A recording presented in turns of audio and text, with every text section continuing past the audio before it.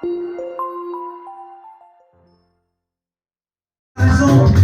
président Guy Zoumakama.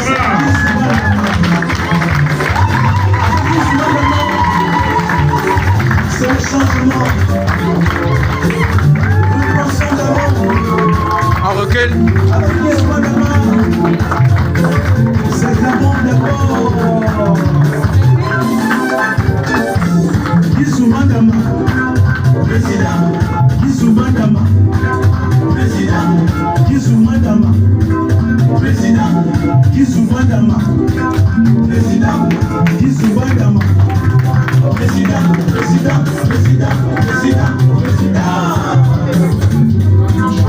Je n'ai pas entendu les ovations, c'est comme si on était...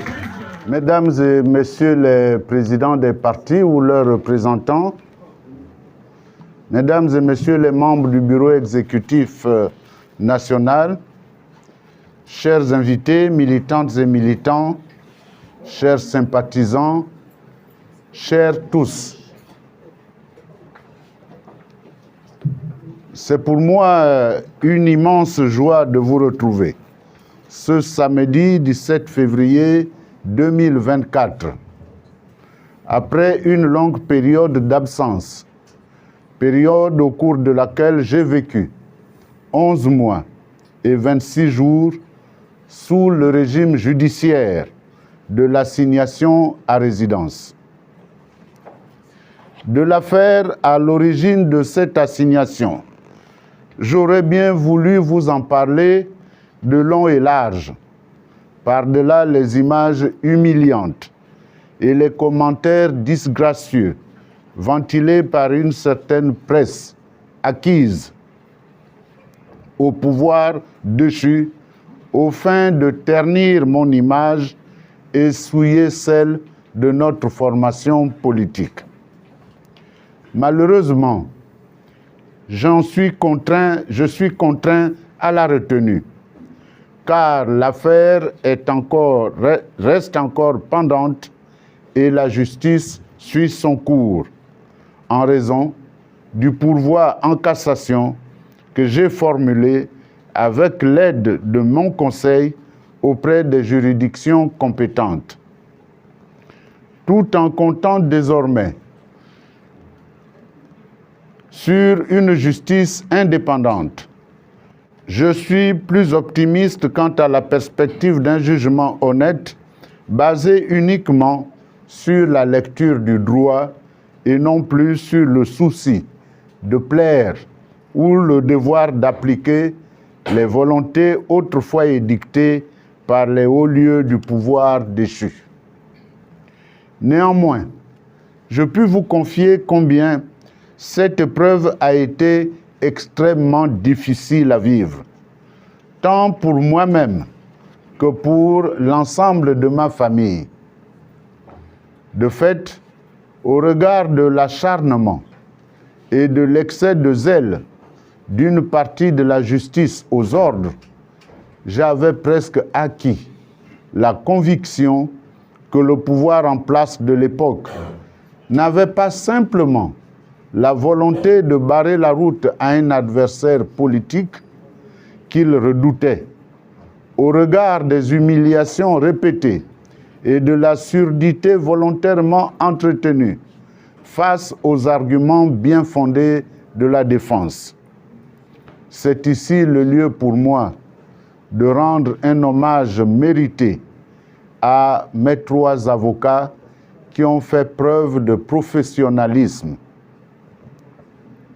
J'ai eu le sentiment d'être en présence d'un véritable projet mortifère que le sadisme du pouvoir déchu avait mis en exécution pour anéantir à jamais ma personne. Aussi, je dois sincèrement reconnaître, c'est en grande partie grâce à vous que j'ai pu tenir et préserver mes nerfs de possibles AVC au plus fort moment du harcèlement et des humiliations subies. Car chaque jour, vous m'aviez inondé de témoignages d'affection et d'empathie fraternelle. Plusieurs amis parmi vous sont passés à domicile m'apporter leur soutien. Ceux qui ne pouvaient y venir m'ont envoyé du Gabon comme de l'étranger des messages fort réconfortants qui ont permis d'alimenter en moi une positive attitude et une foi inébranlable au combat que nous menions. C'est ici l'occasion opportune d'adresser à toutes et à tous, où que vous soyez, mes remerciements sortis du plus profond de mes entrailles. Je dis merci à tous de m'avoir permis de garder goût à la vie. Merci de m'avoir permis de garder foi en l'engagement politique. Parce que les tentations, il y en a eu. Des propositions ont été faites. Peut-être pensant que j'allais céder avec l'espoir d'une libération, mais ma foi au combat que nous menions ensemble était inébranlable. Merci de m'avoir surtout permis de garder croyance en l'extrême bonté de l'être humain, par-delà certains visages du diable qu'il peut incarner à merveille, comme le furent mes bourreaux d'hier, aujourd'hui confrontés à leur propre turpitude. Je voudrais, cela vous surprendra, mais je dois vous dire que je ne suis pas ici victime du syndrome de Stockholm, mais je voudrais rendre un hommage à la section recherche de la Gendarmerie nationale de Franceville, composée de jeunes gens qui m'ont accueilli avec beaucoup de déférence. Je n'ai pas fait l'objet de maltraitance, bien au contraire. Je voudrais donc leur rendre cet hommage parce que ces jeunes travaillent dans des conditions difficiles. On arrête des gens, mais il n'y a pas de lit pour qu'ils puissent dormir. On arrête des gens, mais il n'y a pas de budget pour nourrir les prisonniers. Chacun doit se débrouiller pour se nourrir. C'est pour cela que je rends cet hommage à nos jeunes gendarmes qui, malgré les difficultés, ont gardé haut, je dirais, le symbole de ce corps, de cette tenue que j'ai voulu porter dans ma jeunesse, parce que j'avais voulu être gendarme à l'époque, après le baccalauréat. Mais quand je m'étais présenté à l'époque devant le capitaine Nkoma, qui, pour le recrutement, il m'avait dit, bon, écoute, prends le dossier, va le remplir, tu reviens demain matin pour la visite médicale. Je lui demandais, mais au sortir de l'école, quel grade j'aurai? Il me dit, tu seras sous-lieutenant. Je lui ai dit, non, moi je viens à la gendarmerie pour être maréchal des logis, pas pour être sous-lieutenant. Voilà, voulant être maréchal des logis, j'ai renoncé parce qu'on me demandait d'être sous-lieutenant. Mes chers amis, grâce au contexte nouveau créé par l'arrivée du CTRI, la juge du premier cabinet s'est vue dans l'obligation de signer une ordonnance actant la levée de l'assignation à résidence à laquelle j'étais assujetti. Ainsi, depuis le 5 septembre 2023, je puis jouir à nouveau de ma liberté de circuler, d'agir et de pouvoir formuler publiquement des opinions comme tout citoyen normal. C'est ici le lieu et le moment qui me semble également bien indiqué d'adresser mes sincères remerciements, expression de ma profonde gratitude à l'égard du CTRI et du président de la transition, chef de l'État, le général de brigade Brice Clotaire Oligui Nguema. Au risque de malmener sa modestie, je voudrais dire au président de la transition qu'outre la levée de mon assignation à résidence rendue possible grâce à l'avènement du CTRI, il y a surtout, dans mes remerciements, la reconnaissance du Gabon éternel face à l'acte libératoire de toute la nation que nos valeureuses forces de défense et de sécurité ont accompli à l'aube du 30 août 2023. En effet, sur un élan hautement patriotique, nos militaires ont su débarrasser le pays, sans effusion, de la moindre goutte de sang d'un pouvoir moribond. Un pouvoir qui a plongé les Gabonaises et les Gabonais dans la misère, l'indignité et le déshonneur à la face du monde. Un pouvoir dévoyé, finalement exercé par une bande de prédateurs financiers, doublé d'un cercle familier dépourvu de toute légalité constitutionnelle en la matière. Le tout sur fond d'humeur brouillonne et d'amateurisme insipide des gouvernements successifs dans la gestion des affaires publiques. Aussi, à la suite de la motion de soutien au CTRI prononcée par le président intérimaire, l'ami Philippe Nzengue Maïla, le 6 septembre 2023, l'occasion me revient-il de renouveler ce soutien, ainsi que les remerciements du peuple gabonais envers nos patriotiques forces de défense et de sécurité. Le CTRI nous a redonné fierté, dignité et amour d'être ensemble en tant que nation gabonaise. Nous croyons à nouveau à l'idée de justice en tant qu'égalité de tous devant la loi. Nous croyons à nouveau en la justice sociale, synonyme de redistribution plus élargie et proportionnelle de la richesse nationale. La bourse attribuée à nouveau à nos élèves méritants est un joli symbole. Tout comme la reprise des concours et recrutements à la fonction publique.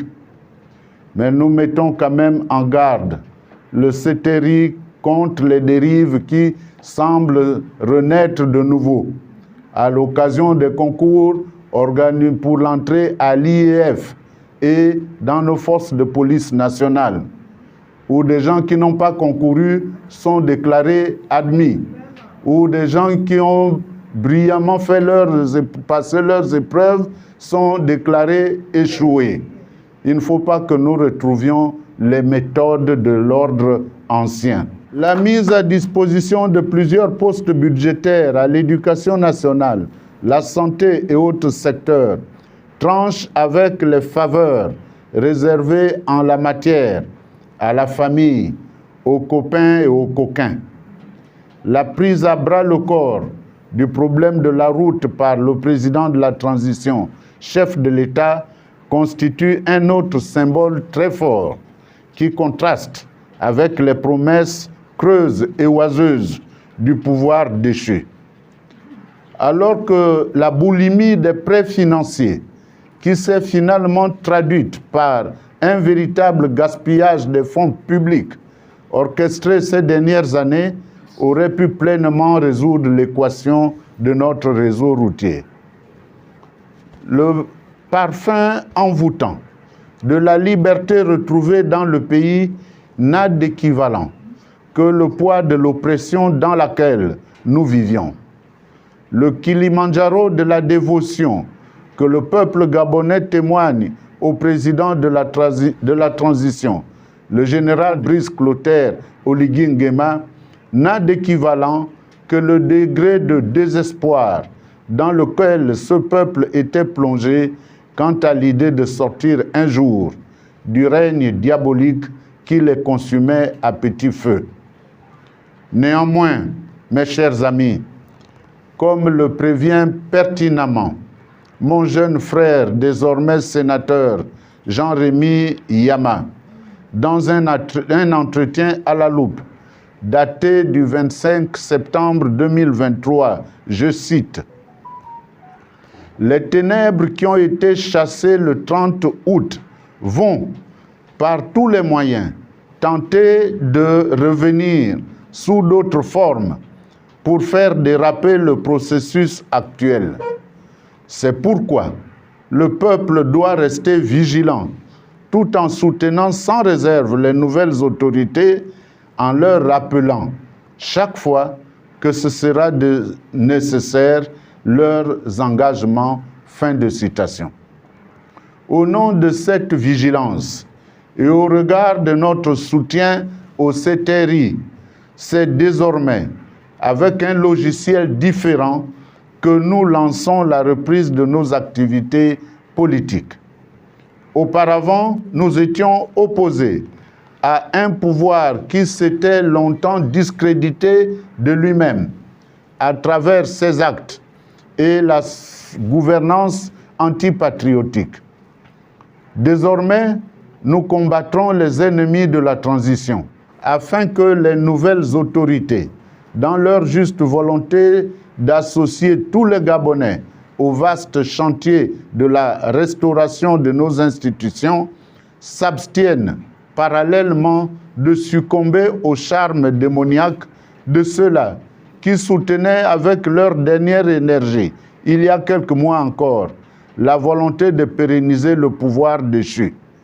Le tout sur fond de préservation de leurs intérêts égoïstes qu'ils semblaient alors placer, sans état d'âme, au-dessus de la maison Gabon et de l'intérêt général, au point de considérer ceux qui osaient penser ou dire le contraire de leur projet dévastateur du pays comme des ennemis à abattre. Conformément à notre soutien au CTRI, nous devons alimenter la transition en idées nouvelles dans le cadre global de restauration ou de restructuration des institutions qu'elle s'est fixées.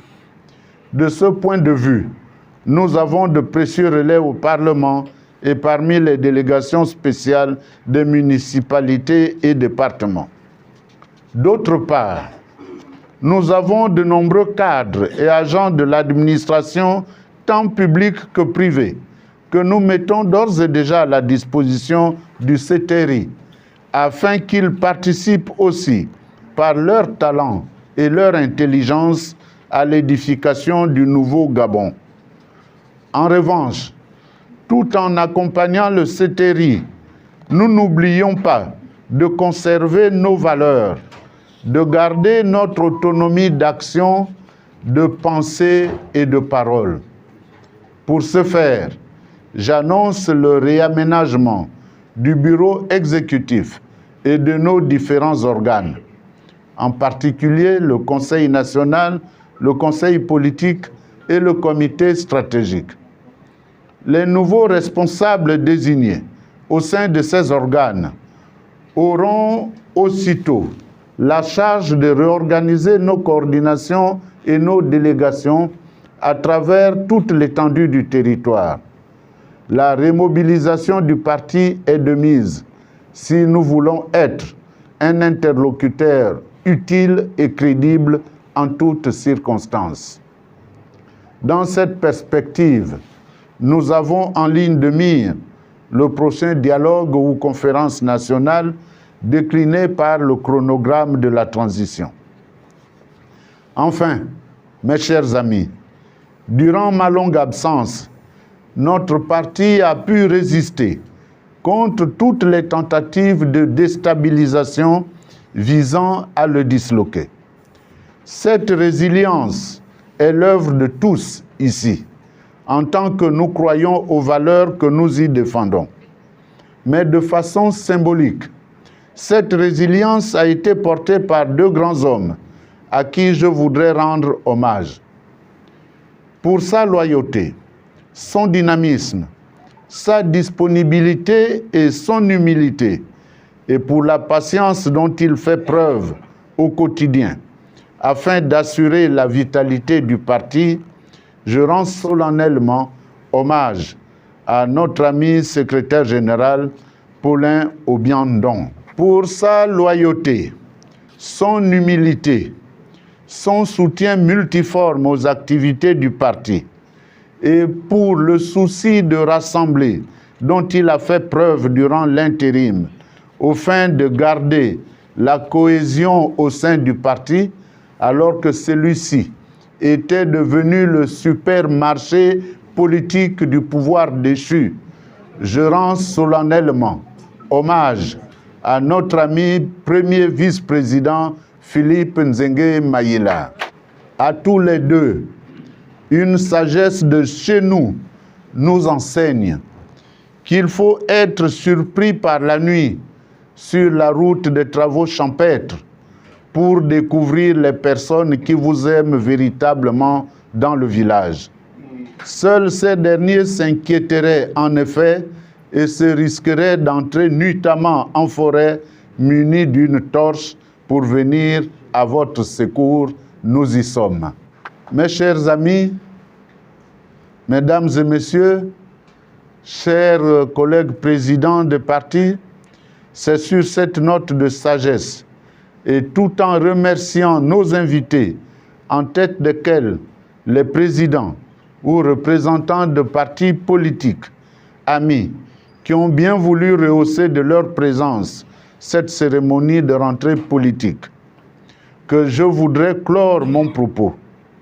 Messieurs les présidents, je dois également vous remercier de votre soutien fraternel et compatissant à l'égard de ma personne durant l'épreuve judiciaire et les humiliations.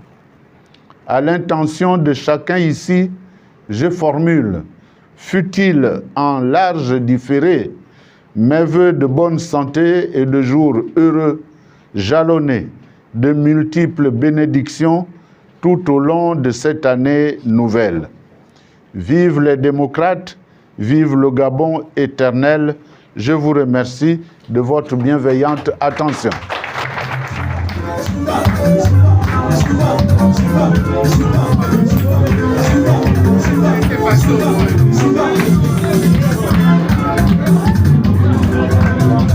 Population du Gabon, le candidat du choix.